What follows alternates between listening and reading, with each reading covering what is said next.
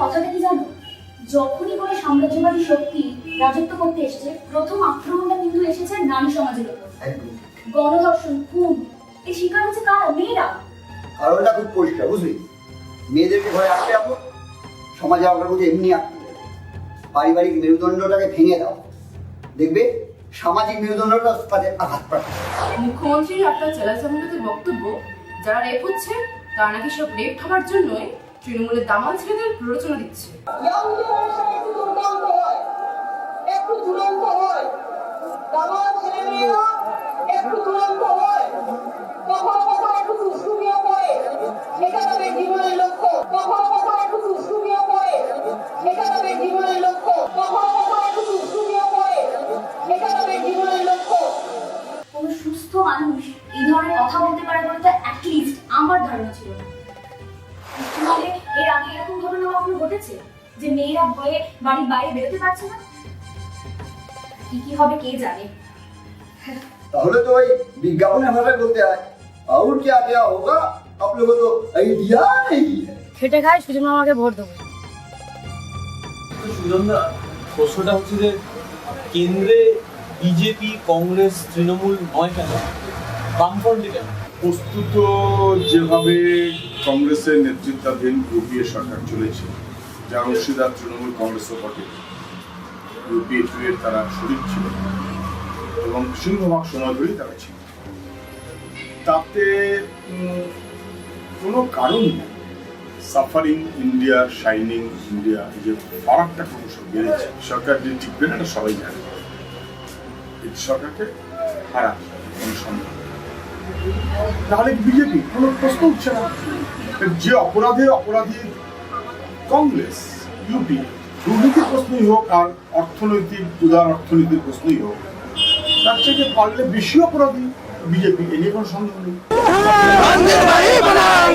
कसम राम की खाते हैं,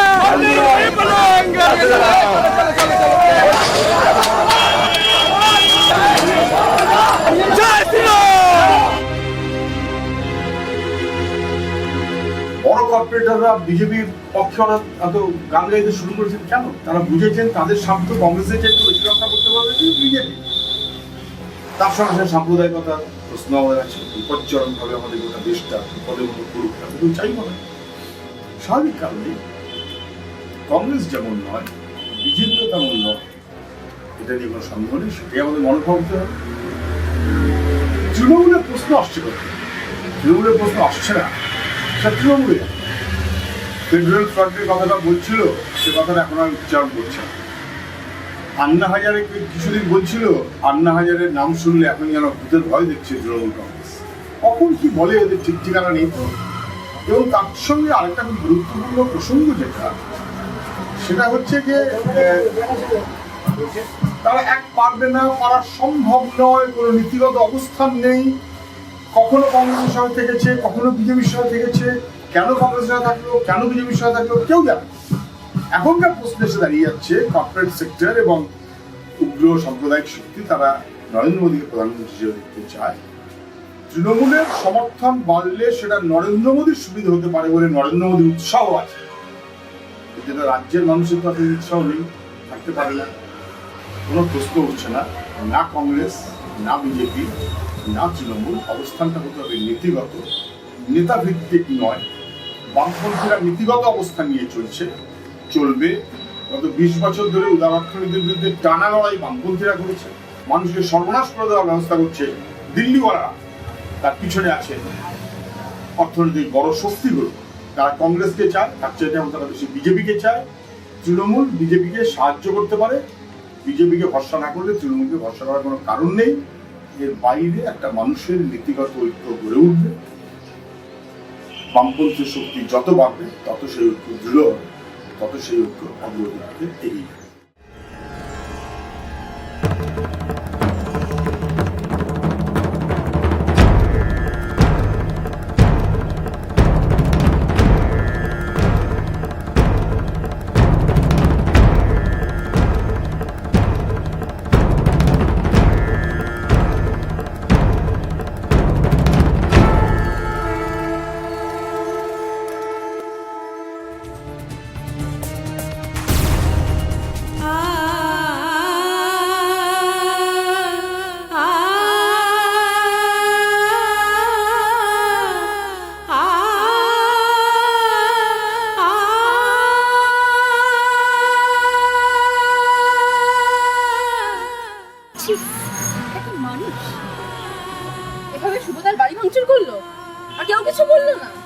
আসলে সাহস পাইনি।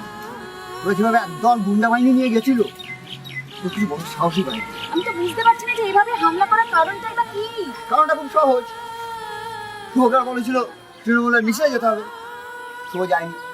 চাঁদা চেয়েছিল, শুভ দেয়নি, তাই এই হামলা। বিগত 3 বছরে এরা একটাও ভালো কাজ কিছু করেছে? হাহ, একটাও কারখানা করেছে? একটাও ছেলে চাকরি পেয়েছে? মাটি মাটি বাটি আউল বাউল যা পেয়েছে খালি উৎসব করে নিয়ে গেছে তাই নিয়ে।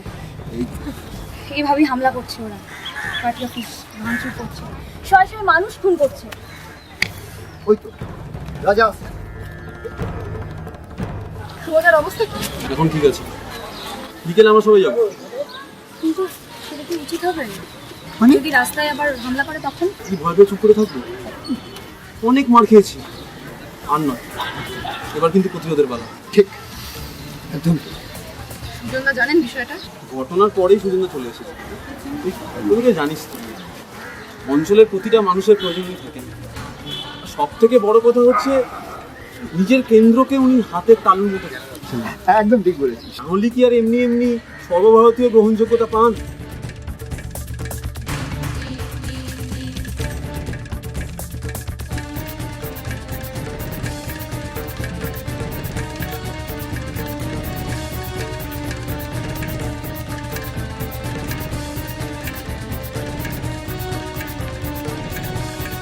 তাহলে ওটাই ঠিক হলো। বিকেলে সবাই একসঙ্গে জড়ো হয়ে শুভর ওখানে যাচ্ছি। হ্যাঁ, জানেল, একদম। চল। কাটোয়া, কামদুনি, পার্ক স্ট্রিট, মধ্যমগ্রাম, এ তো সব একটা সিম্বলিক হয়ে গেল, নাম হয়ে গেল। কত অত্যাচার হবে মহিলাদের উপর, আর সরকার তারপর নিশ্চুপ হয়ে থাকবে কতদিন? নারীর ইজ্জত নিয়ে এই ছেলে খেলা কখনো বাংলার মানুষ কোনোদিন সহ্য করে না। আমরা সিপিএম কে ভোট দেবো। 20,000-30,000 টাকা মহিলাদের ইজ্জতের দাম সরকার ঘোষণা করবে, মুখ্যমন্ত্রী নিজে মহিলা, অভাবনীয়, লজ্জা। তার সঙ্গে জিনিসের দাম, সংসার চালাবে কোথেকে? এর বিরুদ্ধে রুখে দাঁড়ানো ছাড়া কোনো অল্টারনেটিভ নেই। সরকারটা মানুষের জন্য হবে কিনা মানুষের কাছে স্পষ্ট হয়ে গেছে যে না, ধর্ষকদের স্বার্থ রক্ষা করার জন্য সরকার, সমাজ বিরোধীদের স্বার্থ রক্ষা করার জন্য সরকার। সমাজ বিরোধীরা মনে করছে সরকারটা আমাদের, সাধারণ মানুষ কোথায় যাবে? মেয়েদের অনেক শিখ হয়েছে, এবার বামফ্রন্টকে চায়। অনেক হয়েছে, আর মেনে নেওয়া যাচ্ছে না। এবার কতদিন বলো তো? আর কতদিন? গণতান্ত্রিক দল, গুন্ডামি, শুধু গুন্ডামি। কোনো সভ্য দেশে এরকম একটা দল একটা রাজ্য চালাচ্ছে? মঙ্গলগড়ের মানুষের অপারত সাহস আছে, মঙ্গলগড়ের মানুষের ভীতু নয়। যারা ইঁদুরের গর্তই ঢুকে গেছিল, ধান ভুয়ের ভেতরে যারা গর্তই ঢুকেছে, আবার মুখ দেওয়ার চেষ্টা করছে, ইঁদুরের গর্তটা মাটি দিয়ে বুঝিয়ে দিন, যারা দৌড়তে না পারে, ইঁদুর যারা বেরোতে না পারে। মঙ্গলগড়ের মাটিতে কোনো ইঁদুরের বাচ্চা থাকবে না। এবারে উঠতে হবে কিন্তু আমাদের, এইভাবে দমে থাকতে চলবে না। কি কমরেড, সবাই প্রস্তুত তো? একদম। আগামী দিন কিন্তু কঠিন লড়াই। এ লড়াই 1 ইঞ্চি জমি ছাড়া চলবে না। শুধু চলবে, এতদিন জ্বালিয়েছে, শান্তির মধ্যে দিয়ে চলবে সবাই।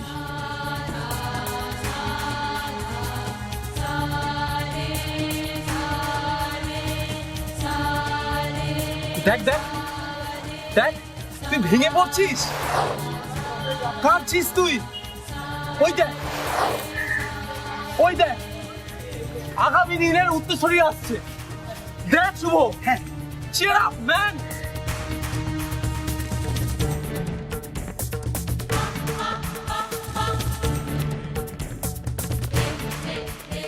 শুভ, শুধু একবার দেখ জায়গাটা, শুধু একবার দেখ।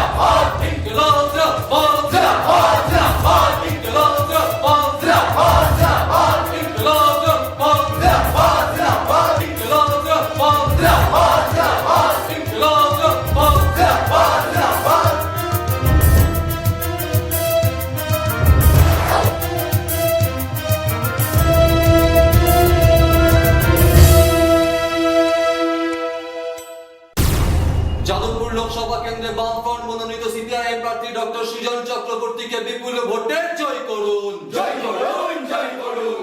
যাদবপুর কেন্দ্রে বামফ্রন্ট মনোনীত সিপিআইএম প্রার্থী ডক্টর সুজন চক্রবর্তীকে বিপুল ভোটে জয় করুন, জয় করুন,